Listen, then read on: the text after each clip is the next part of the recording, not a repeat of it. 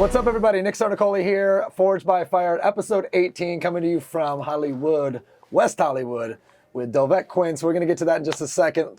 For those of you guys that are brand new, quick backstory. From Michigan, never understood the principles of entrepreneurship, success, etc. I come from a very middle-class family. I worked at factories. I thought my outlet was going to be baseball. Played college baseball, got introduced to entrepreneurship when I was 18 through the direct sales networking industry, fell in love with it.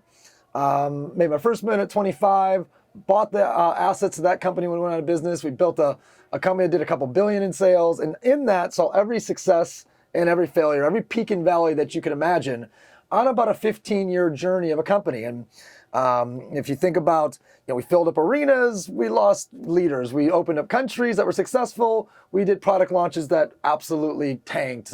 Every lawsuit, every victory, like everything you could possibly imagine had happened in that journey. And I wanted to be able to take all of those failures and all the successes, bottle them up, and share with them to you with guests that we bring on. And Forged by Fire is a little bit unique of a podcast because it's not about the tips of how we made it. It's not about just the success stories. It's actually talking about what didn't work. It's talking about, kind of the failures and the pain or the fire and how we become forged coming out of that. So I've got my brother for, God, we've known each other since 2007? Yeah. 2008, yeah. 15 years now.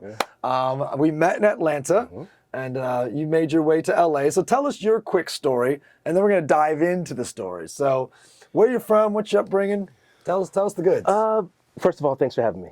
I appreciate this moment and opportunity. It's so good to see you. It's been a while since we were face to face. We talk all the time on the phone. You're handsome as ever. Thank you for that. I was born in Stamford, Connecticut. My folks moved to Bridgeport. I never really met my father. My mother was very young when she had my brother, myself, my sister, and my younger brother. And unfortunately, she was so young, she really didn't have what it took to take care of 4 kids on her own. We were adopted by an amazing couple from Jamaica. So I speak the language very clearly, and I cook the food. I grew up in that culture. Oh, curry goat. Curry goat. You don't know I love curry goat, about curry did you? chicken and curry goat and all that thing. Yeah, All right. Everything I heard. You said everything I heard. So I grew up in a home that had its difficulties, meaning that we were finally reunited as a family. But again, I'm in a home where we were taught not to really love ourselves. The more hate ourselves was us against them. So that created some challenges in terms of self-love. I had to really teach myself. They adopted all 4 of you. They adopted and kept all 4 of us. Wow. What an amazing story if it started and stopped there. So the blessing was that you guys grew up together, but you grew up in a home that has a lot of challenges and a lot of scary moments that say your value is decreased instead of increased. Okay. And that is an example, I guess, of being forged by fire in that regard. That's the beginning of it, early on. But you fast forward to a little kid who got the balls to challenge his fears. Like, I'm deathly afraid of this person who's saying I can't do anything because I was programmed that I wasn't good enough or I wasn't this. But I remember approaching my father and asking permission to do something that he said I could never do. And he said yes. I remember hugging him. I remember diffusing that bomb. I remember feeling powerful in that moment. So that was my first lesson at a very young age of what success would look like if I faced my demons. Yeah. I fast forward into that, and I took that principle and policy into my life, getting involved in health and wellness and fitness, and seeing what that did for people and empowering them empowered me. It sort of vibrated in the same sense of, oh, I'm getting that same emotion back now by helping other people. It's also helping me at the same time with that validity, with that feeling and emotion. I started creating a business. I created a business by opening up a private personal training studio. How young were you? I was in my 20s. Yeah, okay. Like, I'm 23. I'm a puppy at this point, you know what I mean? I didn't finish college because my father had prostate cancer. I ended up going back home and taking care of him and working and paying for hospital bills and things of this nature. But, workaholic, doing the things that I thought was the right things to do instead of growing a student of learning and wanting to know business and becoming an entrepreneur was very easy for me. But for me, it was an emotional entrepreneur, right? Meaning that a solopreneur, I think is what you'd call it, is that I remember being an amazing artist and having a t-shirt, and I'm in school. I'm probably in 8th grade or 9th grade or something. And I remember drawing on it at night with pastel colors. I didn't know this about you. Yeah. So amazing artist. And I literally went to school with it on, and the kids freaked out. Who did that? Where'd you get that? Oh my God. I was like, I made that. No, you didn't. I made that. Can you make me one? Yeah, it's gonna cost you $50, in testing it. And I took in 60 orders that day at $50 a pop. I never felt more powerful in that moment. It said to me that I could actually create a product. I could sell a product. I could create value. And that was my first introduction into what it's like to be an entrepreneur, what it's like to be validated, what it's like to have value. So all of that led me to the personal training world. All of that led me to owning my private studios. All that led me to my career here in California. Haven't had left Florida, hadn't had left Atlanta, and now I'm here in California because I worked really, really hard and believed in a brand that I was building so much that it became visible. This is pre-Instagram. Yeah. This is pre-social media. This is like creating the perfect business card to be remembered. MySpace. MySpace. This is back then. I met you in MySpace. I met you in exactly back then. So it was for me finding ways of building a brand outside of the assistance of a camera, right? How did you know that you wanted to build a business out of fitness, right? So it's one thing to be great at fitness. It's one thing to be a great athlete. How did you know that that's my lane for business? I think, again, it was about how I felt. It made me feel validated when I could help another person. So I said, wait a second, this is so much more than one push-up, two. It was so much more than just counting. It was, for me, I need to recreate this emotion over and over again. And also, my ego didn't say I'm the only one who could do it.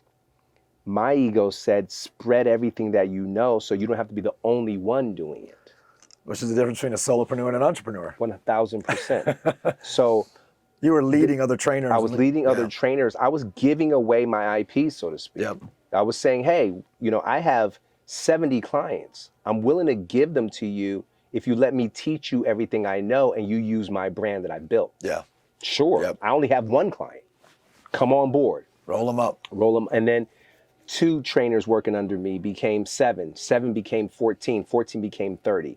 And it became this, and then they in turn had, people. So I created this business within a business that was, let me not only train you how to market yourself and market business, but if you're great enough, I want you to come work for me.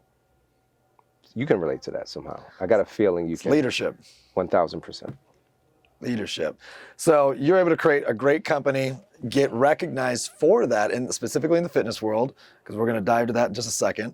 And over the course of time, you become a celebrity trainer. You become a master authority in fitness. You become a brand in itself. You become a speaker. You become an author, an endorser of products. A lifestyle coach.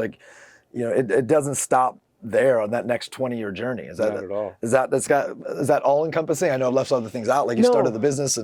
It's all encompassing, and when you say it, it's a bit like, wow, that's a lot. You've done some shit. I've done some shit, right? Like they're like someone hearing you got say some fashion that, sense, all of that, and there's a story and a reason behind all of this. The fashion sense comes from I wanted to impress women. I wanted to be a black James Bond, right? For me, it's like, that guy's so cool. I want to be able to look at a woman and size her up and say, okay, you're a 6, you're an 8, you're a 10. And know that I got you some stuff. There was a big thing for me at a very young age. I wanted to be that guy. Shaking that stirred. I wanted to cook for her, right? Yeah. I wanted to drive the right car. I wanted to add value to something, right? And that meant the people, places, and things in my life. The Renaissance man isn't dead. I'm that. I mean, I've always admired you and that aspect of you, and just the pure swag, just the pure swag.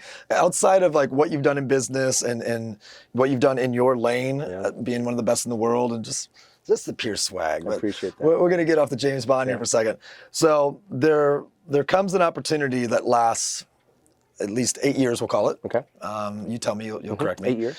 8 years of the journey that you've had over the last 2 decades, and it becomes a critically important part of the development of your path. Yep.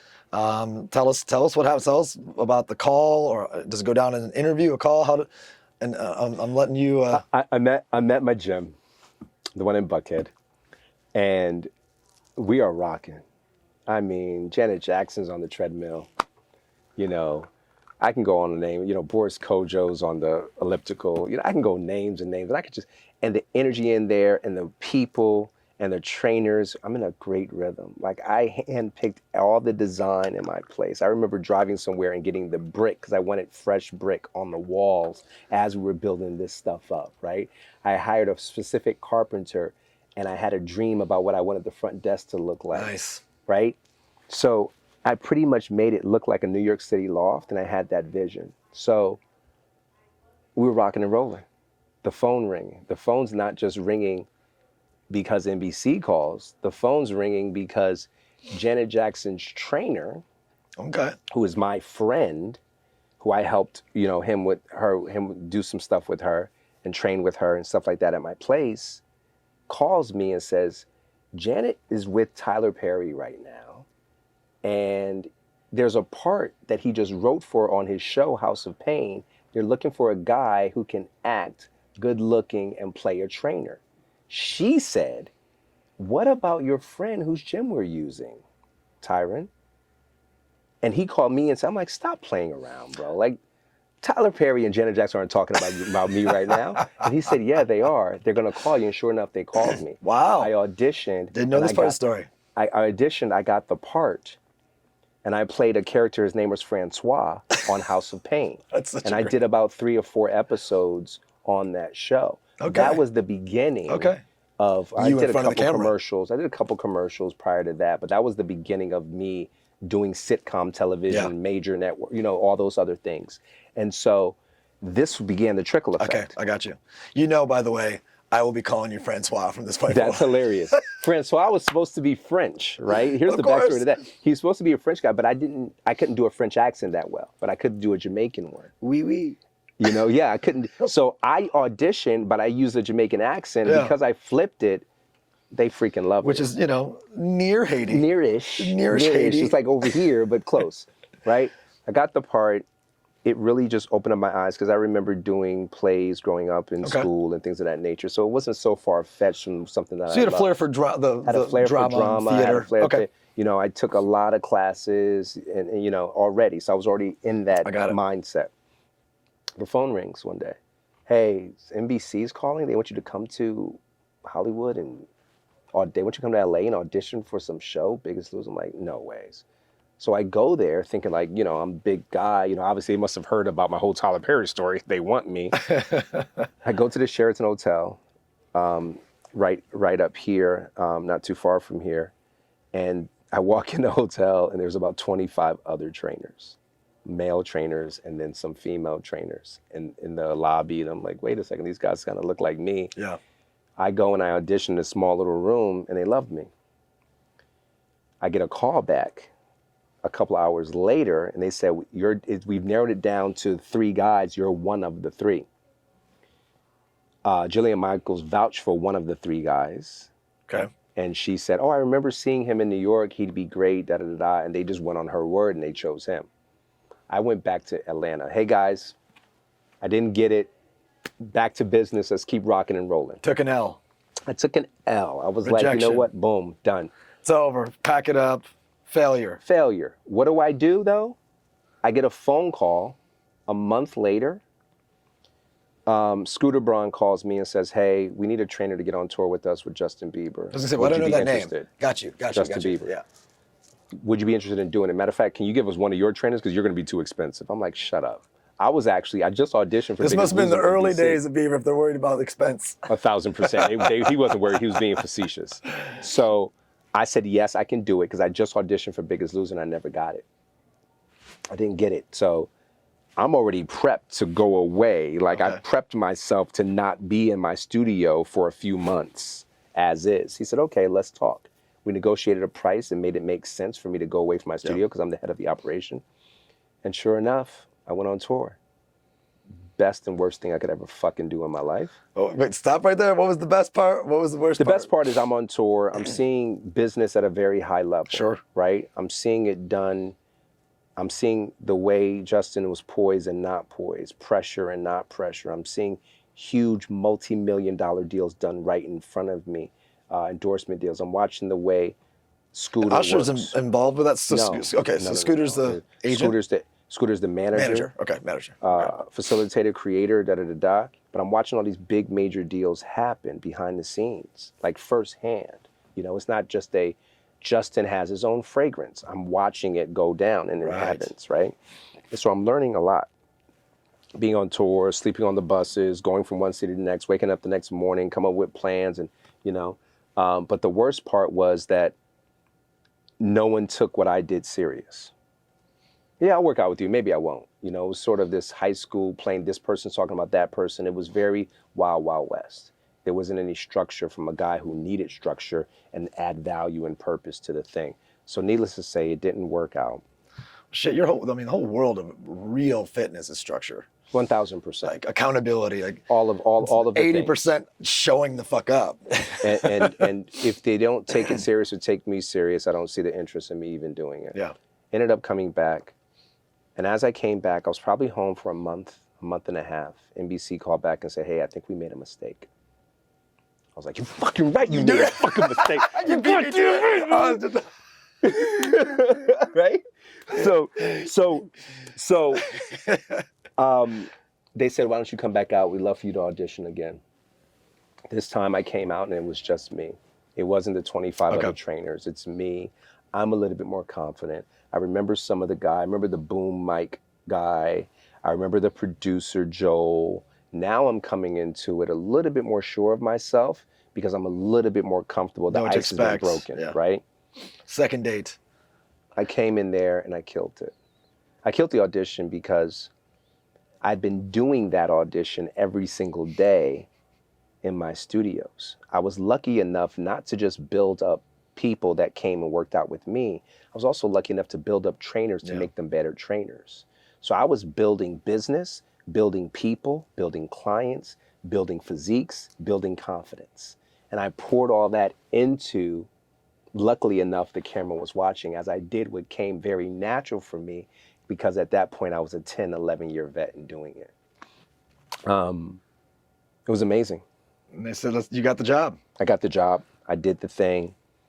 There were people on set who didn't want me there, posed me as a threat to their existence and their, you know, there's people who have been doing it for years and here I come along. Yeah. Who's this guy? Who's the new guy? Who's the new guy kind of a thing. So I had to ignore that because other trainers before me who had done the show got that who's the new guy or new girl and were pushed out treatment. So how did you personally deal with it? Did you ignore it or did you try to win them over? Like what's your kind of strategy? I saw that I couldn't win them over.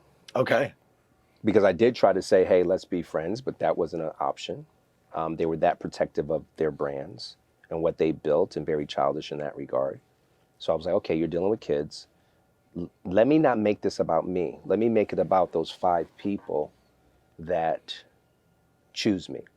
And it's funny because my first season on the show, for those of you who've watched it, I'm literally coming out of this huge helicopter hangar.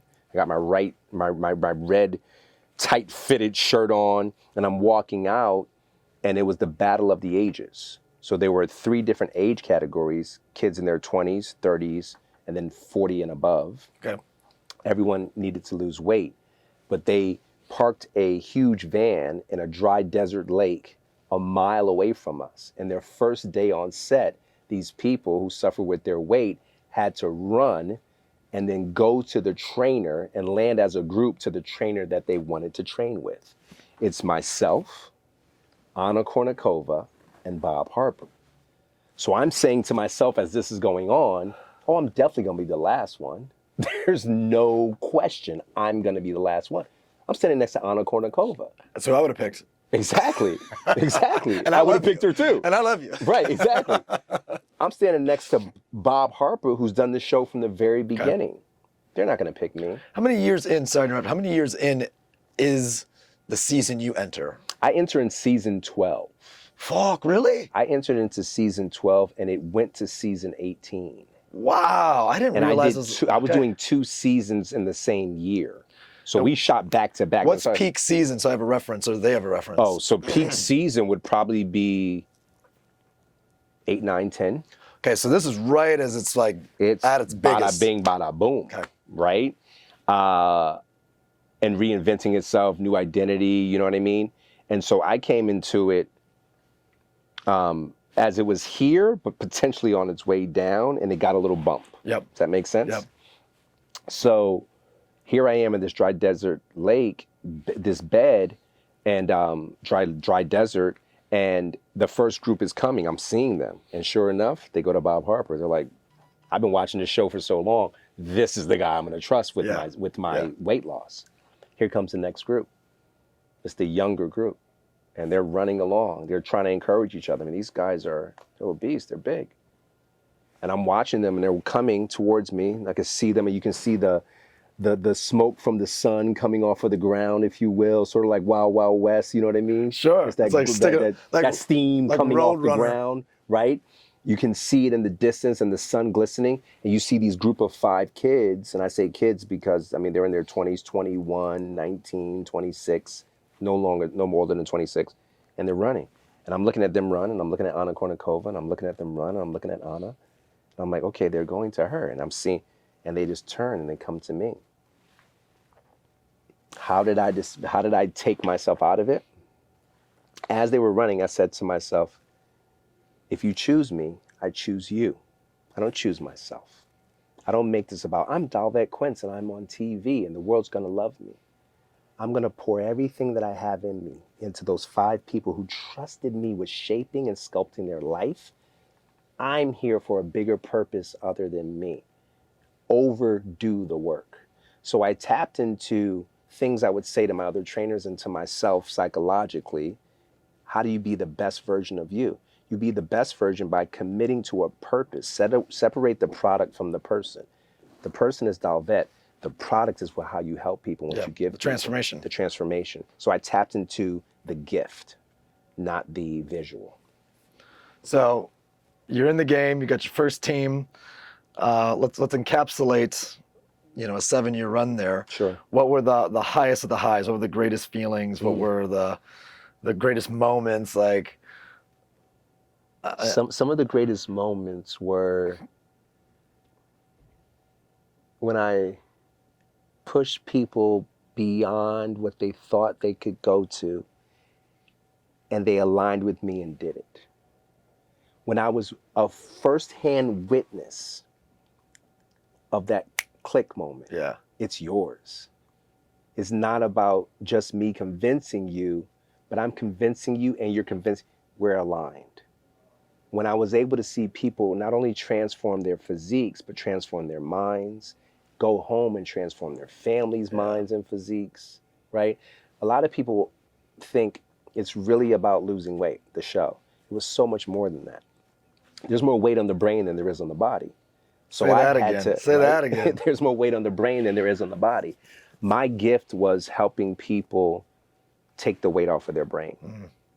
My gift was and is, what I try to tap into is showing people that if you learn to love yourself, you'll treat yourself with love. Anyone who's taken themselves to that extreme, there's a lot of self-hatred, right? There's not a lot of belief.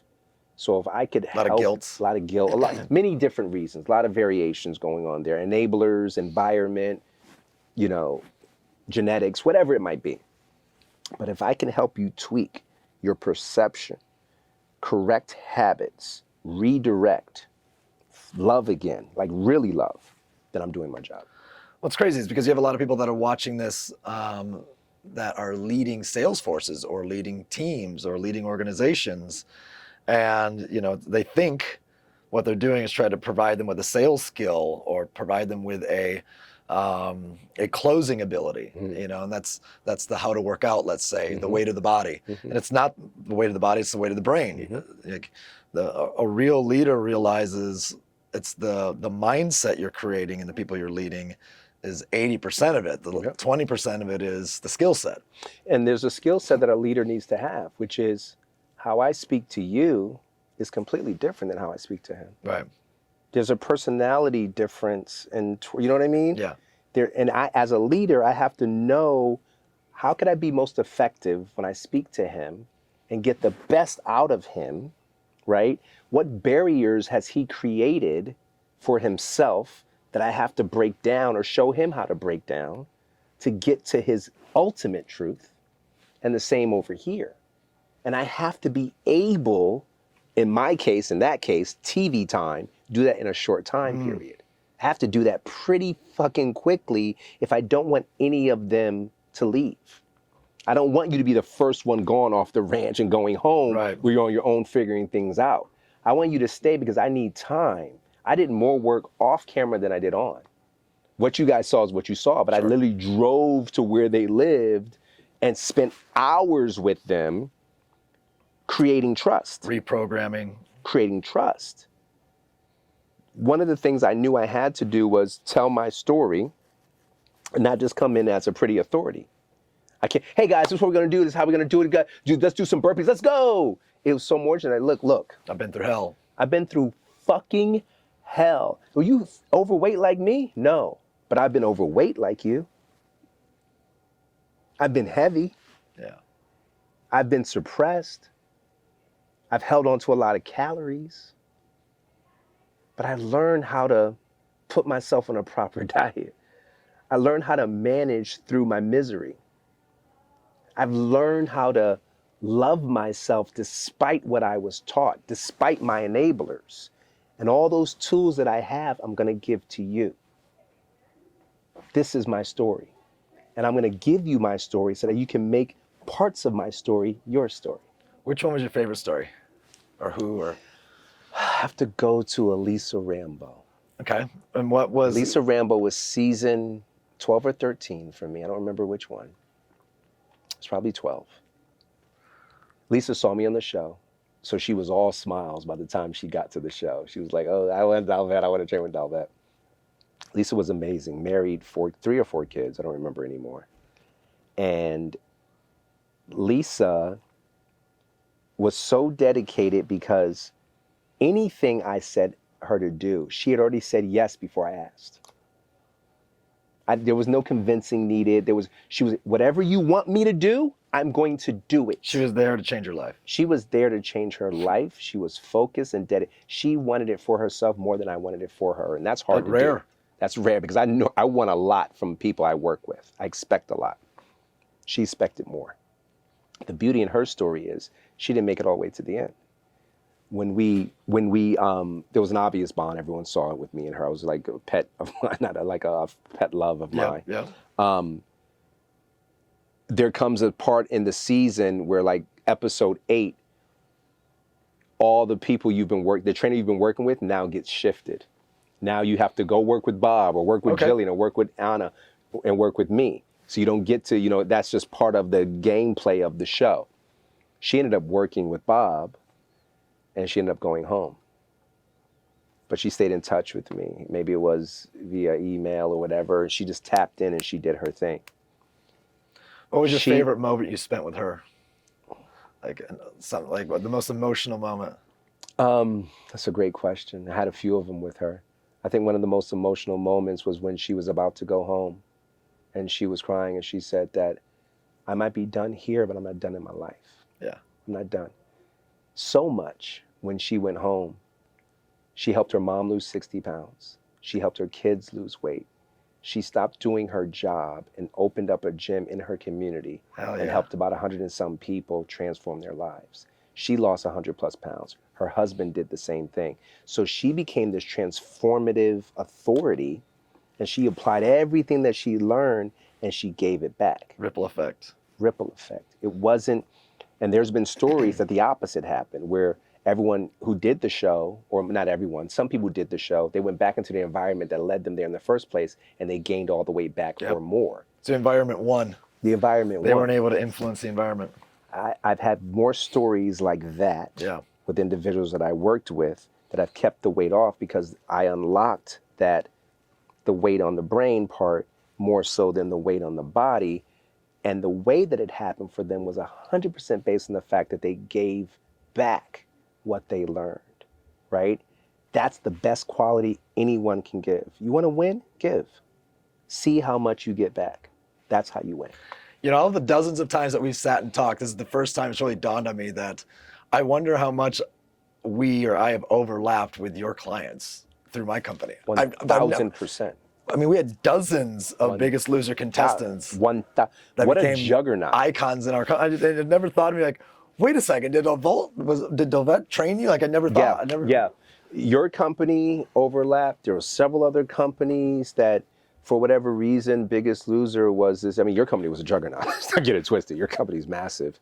But I remember going to the supermarket and seeing my face on celery, on carrots, like on these packages, like the Biggest Loser, you know what I mean? Kind of a thing. And I'm like, it was just one of those things where the brand and the extensions of licensing deals were phenomenal. Well, since you went to your face on, let's go to your face on, because I remember we had disconnected for a few years, and I remember my reconnection to you was you had posted a new profile picture, and I was like, what the fuck? Is this one of those Disneyland things where you put yourself onto a magazine? Like, no, come on. Who is this guy? Wait, is this a new promo that's being ran where anybody has the opportunity to be on the cover of this? And I don't want to steal the story, but this has got to be a highlight, I'm guessing, for you during this run, because this is a really big deal. Right. Take it away. You must be talking about that Wheaties box. No fucking Wheaties box! You're on a Wheaties box. You're on the cover of a Wheaties box. It was awesome, man. Like, how old are you now? I'll be 50 next year. No. Yeah. It's the end of the road for you. It's just the beginning. It's just the beginning. Yeah. I mean, growing up for you and I, like, Wheaties box was the thing. Massive. That was the jam. Like, yeah. You're on the cover of a Wheaties box, bro. Yeah. And then a host of other things. It's Wheaties box. Right. No. Don't do that. No, do this. If somebody is 40 years old or older right now watching this, Wheaties, and it's they know massive. You're on the Wheaties box. Yeah. You know, it's funny because I had more opportunities come my way. You know, when you build your career and you build a brand, you're at different stages as you build that brand. The idea, the formulating it, the heart of it, the ask of it, right? The idea is, I got this great idea, I want to create something. Formulate it, put it all together. Yeah. Right? You're in the heart of it, you're in the middle of it, it's actually working, there's some traction, you got a rhythm going on. And then the ask is, hey, anybody else interested in this idea? The Wheaties box situation, the Brookstone situation where I'm building my own product line, and I'm all over all 500, and I'm on the phone with the China corporation, and this is this massive thing. I did stuff with PetSmart and multi whatever deals. Chunky dogs. And I got to a point in my career where I wasn't asking anymore. Just coming, it's flowing. You're in the flow. It was just flow. And I saw it firsthand with Justin, right? I saw how okay, I got you. It was a moment where I learned, this is how that works. And so my life directed me into it. This is how that works. It was almost as if I was being prepared to accept the way things work when you reach a certain awareness in your career. And my friends who are in Hollywood, my friends who are actors and entertainers and athletes, they get that. They get the perks of what visibility brings you. And it's a dope situation. What's interesting is the full 360 of you went on a 3-month tour with Bieber, and it wasn't what you expected professionally, but really why you were there was for the education. 1,000%. And then you were able to recognize it was happening with and for you at the moments that it was happening. Because I learned at a very young age, stay green to grow and stoop to conquer. Like, stay green to grow. I know a lot. I know, one of my mentors told me that as I was going on tour. He was like, stay green to grow and stoop to conquer. I was like, what? It made no sense to me what he said. And I'm like, and I didn't get it. I didn't get it until I was not on the tour anymore. And as I was coming home, so much, I literally got the tattoo written on me, stay green to grow, stoop to conquer, right here.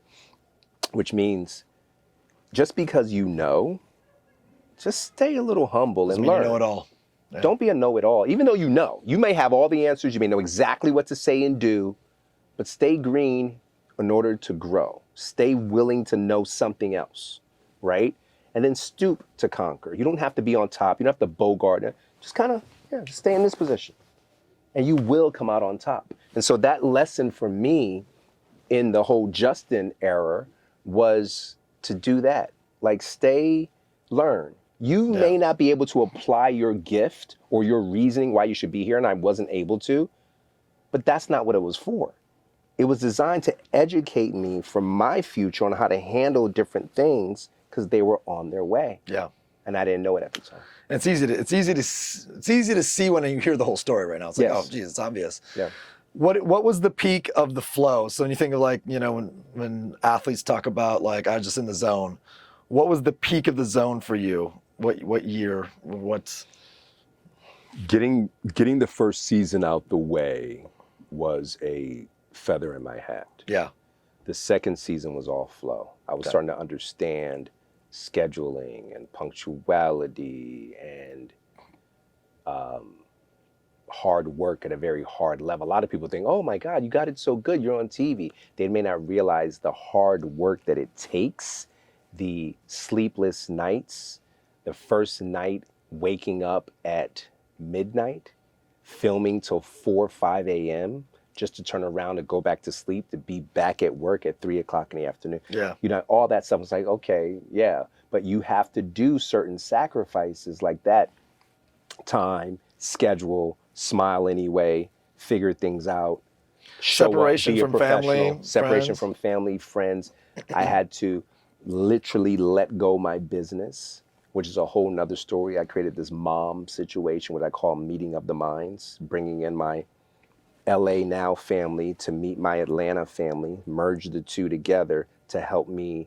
I created my own conciliary. I created my own boardroom, right? Once I did the show. And I think that was a great moment for me when I did that. So yeah, for me, it was really about that second season. I was able to have a clear picture of what was expected of me and what I could really do. Because I've always known the fitness industry, right? I know it hand in hand.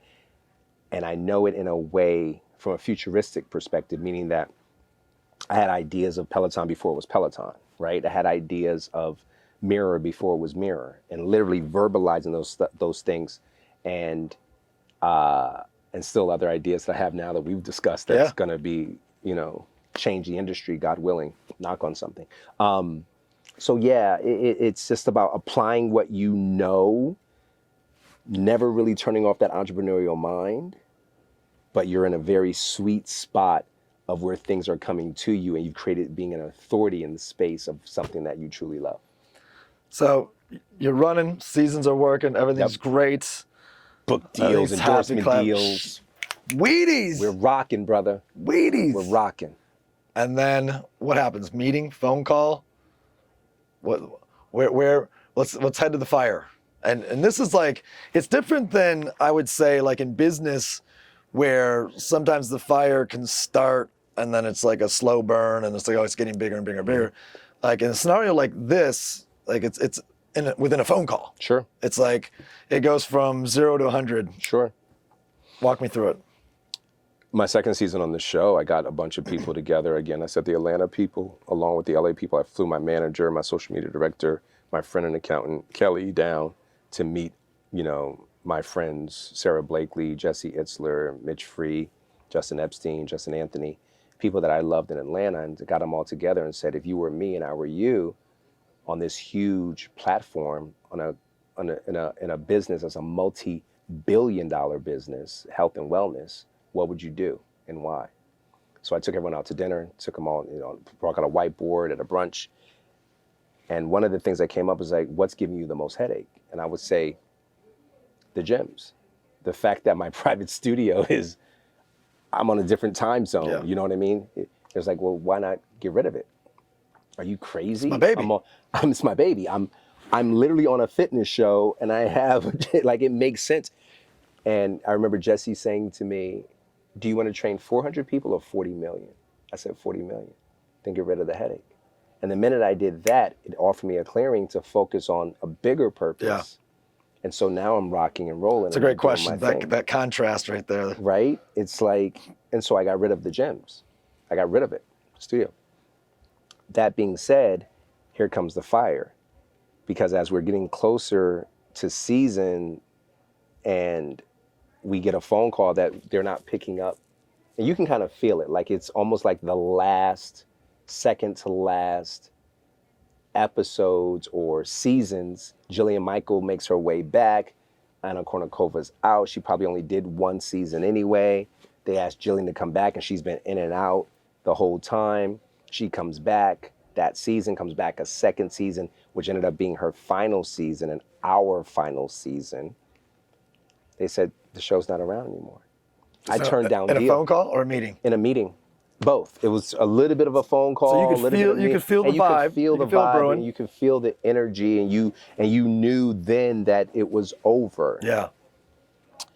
I was advised to just wait. Something else was coming along, or I'm sure they'll bring it back. And so there was this waiting and hold pattern, and it never was brought back. Hindsight being me, I should have taken upon myself to go immediately pursue other things while visually I was hot. Meaning that people knew my name. I couldn't walk in a room and say, oh my God, it's got Dolvett.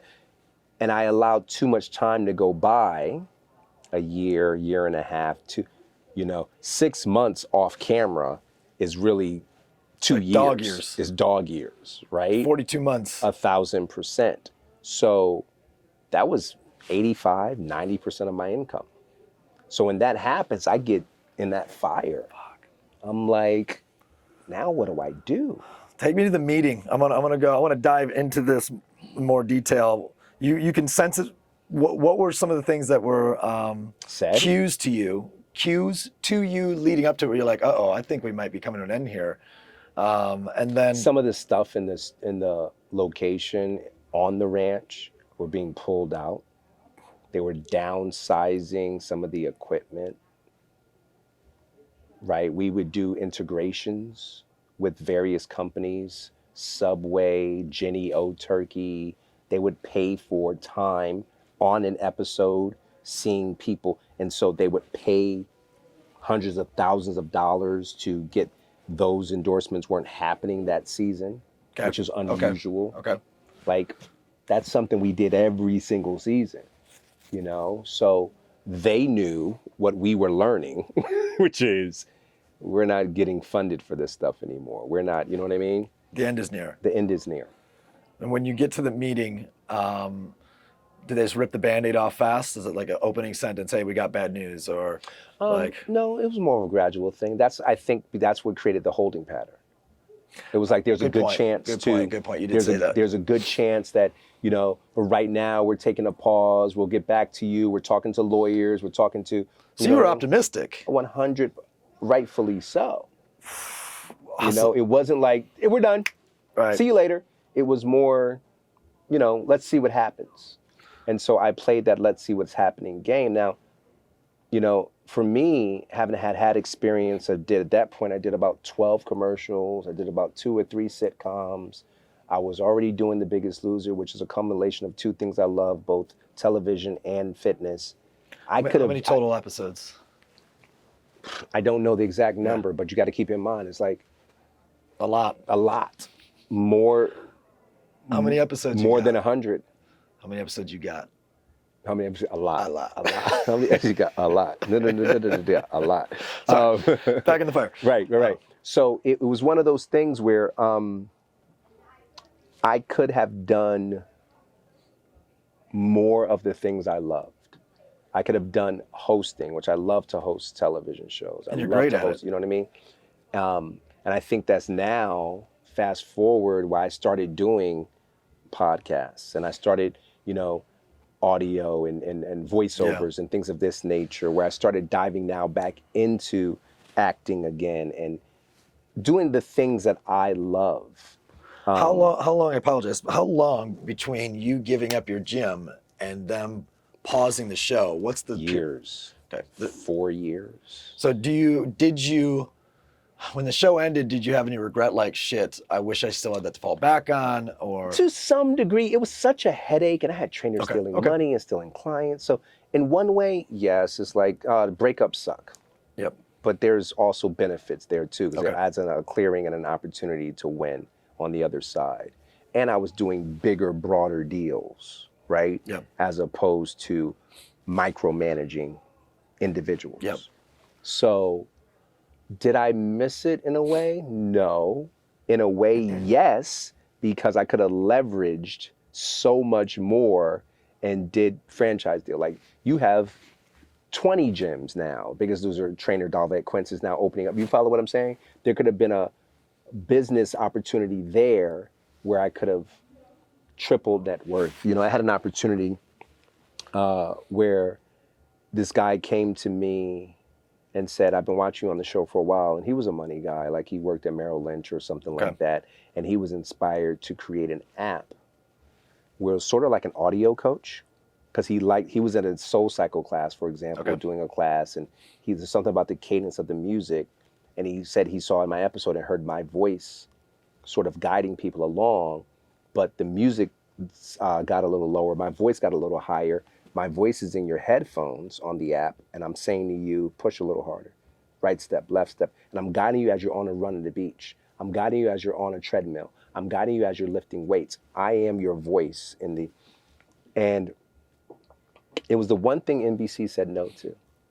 They said yes to everything else. The reason they said no, that I couldn't do that deal, is because they wanted me to be the face of BiggestLoser.com. That I'm explaining to you, that app ended up being valued at about 150, 200 million. Where I was going to get 25%. So that app executed. They executed. The thing I think is recently has gone down, but at this peak, I would have been a part of something. A 9-figure company. At least. And that's, to me, like cringing. So this holding pattern not only strings you along of, some optimism of everything's going to be okay, but you're turning down deals that have now cost you. In that case, that's an 8-figure 1,000% opportunity cost. 8-figure percent. Yeah. Yeah. So all of that ebbs and flows, right? All of that, and again, I'm smart enough, ambitious enough to find new ways to repurpose. And that's where I am now. Not letting you go there yet. Right. We're almost there. Right. So at what point do you know, okay, this is getting sunsetted. They're not bringing it back, right? You said it's about an 18-month window. Right. I would say about 10 months in. Okay, so it's a year that you're on pause. At least a year, close to a year, where it's like, they're not calling us back. This actually isn't happening. Do you call them? You're like, hey, is this done? Yeah. Like, what's going on? We're working on some stuff. We don't know yet. Vague. It's very vague. That's the business. The business is vague. What, take me through the emotions for you. You said 80-90% of your income. So I started trying new things. I went back to my basics. Like, let me invest, because I had some money saved. Let me invest in this startup. It's a startup, right? But it was in the fitness world, right? Let me endorse some deals. I've obviously had success with various companies. Let me take whatever I built and be a part of something great. I did all that. What was the hardest part of the end of the run, of that particular run? The sense of purpose was gone. You know, I came here with an identity and a purpose to do good and be validated for the work I knew I could do. And it was almost like that rug was swept under me to say, oh, you don't get to do it anymore. Figure out what's next. And I empowered without other control. people. Without control. You have no influence over that. At all. And that's, to me, the hardest part, right? It's like someone who influenced their entire life direction and created jobs for others has now been told, hurry up and wait. Very difficult place to be in for me. And I rode that wave for a while. I remember going to the gym and I'm working out with my friend, Chris Spencer, who is comedian, actor, director. And he said to me, hey, come to my show. I'll be at the Laugh Factory or Comedy Store, wherever he said to go, right around the corner from here. And I was like, you're still doing comedy? He said, yeah, bro, I got to exercise what got me. I still got to go back to basics. And it was like, bling. It just hit me over the head. Why did I let go what I originally loved? And I found myself going back to the core of me, right? Getting into that. And that, because I gave back to that young 23-year-old version of me, opportunities started opening up. So it's amazing how that happens. That's good. It's a good transition. So you build this global brand. Yep. I mean, how many people at the peak are watching this show? I mean, Millions. It was one of the most sought after television shows. Like, I became a household name. Yeah. Yeah. Like, I literally could not go in a room. Wheaties box. Brother, not even that. You put that there, right? And that was an endorsement deal that they were trying to convince me to be a part of their program. That's why it even existed in the first place. But I'm at a party, and I'll have to say this name for content. I won't say the name. This big producer who's in jail now, threw the best Golden Globe parties, period. Everybody and their grandmother is at this party. And I remember being at the party, and I walk in and, you know, bring one of the trainers with me. Luckily, one of the securities recognized me. Like, of course, you belong in here too. And I'm in the party, and I'm seeing, oh, this is Kim Kardashian. There's so-and-so actor. There's Tom Hanks. There's whoever, Idris Elba. This woman walks up to me, and she's like, you're the guy from that show. This has happened to me over and over again from people that I'm like this. Yeah. And I'm like, yeah, you're Madonna. Right? Like, that happens all the time. The same thing happened to me. I was on a flight leaving New York, coming back to Los Angeles, packed flight, first class. Guy walks in with a airport guide. Yeah. So people don't bother him, whatever. Yep. He sits down, he has his Carhartt hat on, this Carhartt jacket, I'll never forget, with the fuzz, takes it off. I lean forward, I recognize him. He sits down. Hour into the flight, I have my sport coat on, I take it off, didn't want to bother the flight attendant, rolled it up, put it above me, sat down. He leans forward and looks at me. I'm like, okay. He gets up, he goes to the bathroom, he comes out, and he says, aren't you Dolvett from that show, The Biggest Loser? I said, aren't you fucking Ryan Gosling from everywhere? From everywhere. Don't fucking am I Dolvett. But the popularity of the show and the visibility and the millions of people had opportunities like that. His story was, his sister watched the show all the time. I was her favorite trainer on the show. Yeah, of course. So he just sat there and watched it. That's why he recognized. And we talked for probably 30 minutes because of that. But so the reach was massive. Massively. From high and from high, influence. Influence people. Well, because physical, as you know, I'm preaching the choir. Physical crosses the barriers of wealth. It crosses the barriers of status, 100%. Because you could be the greatest singer in the world, but if you're out of weight, overweight, out of shape, you cross over that barrier, but also cross over to the line of anyone in poverty, right? Sure. So it's such an interesting. Sure. It's such an interesting lane. Yeah. You touch everyone. Yeah. So, well, how did you put it behind you? How did you put that part of your life behind you and say, fuck it, okay, they're not calling back. This isn't coming back. We got to move on. Like, I moved on. I kept going. I kept doing the things that I got back into what I loved, personal training. I started thinking of ways to get back into doing television. I did a couple commercials. I just went back into what I love to do, and it gave me opportunities to win again. Quick answer to that question. Let's go back a couple years ago during the pandemic. Yep. And I made a decision to lend myself to those in need. So I did this amazing thing where I did first the movement, then the message. I wanted to give people a reason to show up. So I got on my Instagram Live and I said, tune in at 9 a.m. If you want to come work out with me for free, I'm going to work out for free with you for 30 minutes, 5 days a week. But on the other 30 minutes, I'm going to sit down with you guys and I'm going to give you some hope and some, a reason to show up, right? That was for Monday through Friday. On Saturday, I'm going to open up my phone also at 9 a.m., do an Instagram Live, and I'm going to do guided meditation. On Sunday at 6 p.m. specific, I'm actually going to do a talent show. I want to hear from you guys. And so I gave people 7 days a week a reason to show up, something to plug into, some reason. When I did that and then pushed it out into the world, I gave, watch how I get, right? By giving, I get. Now corporations are emailing me, hey, we didn't realize you did this sort of thing. Can you do this for our 7,000 employees?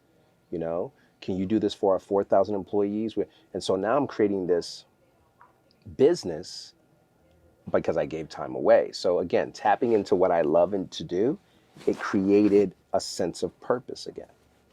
Well, you have so much content in your brain that you've written about, that you've given, that you've offered.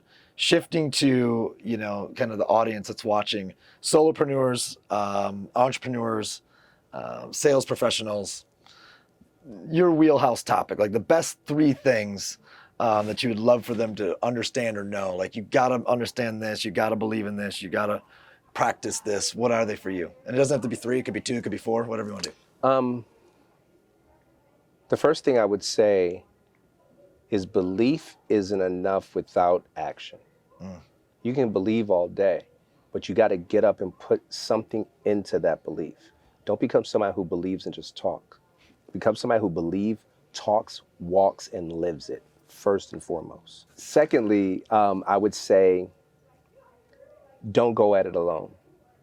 If you don't have all the answers, dig into the answer. And when I say don't go at it alone, that doesn't necessarily mean reach out and give away your idea, but dig into the education of it. How could I best make this product work? What is it going to take? Where does my competition lie? And once you do all that research, then you're going to win. Beautiful. Well, we are out of time. We're out of time. We're out of time. He's out of time. No. He's out of time, so therefore we're out of time. We could do this shit for hours, though, if we could. Episode 18, Forged by Fire. It's a wrap. Dolvett Quince. Find him online. Yes. Follow him everywhere. Hit his handles. Be a part of his lives and be a part of his life. And if anything here has touched you, share it, subscribe, get it out there, get the word out. We love you. We appreciate you. See you on episode 19. We done.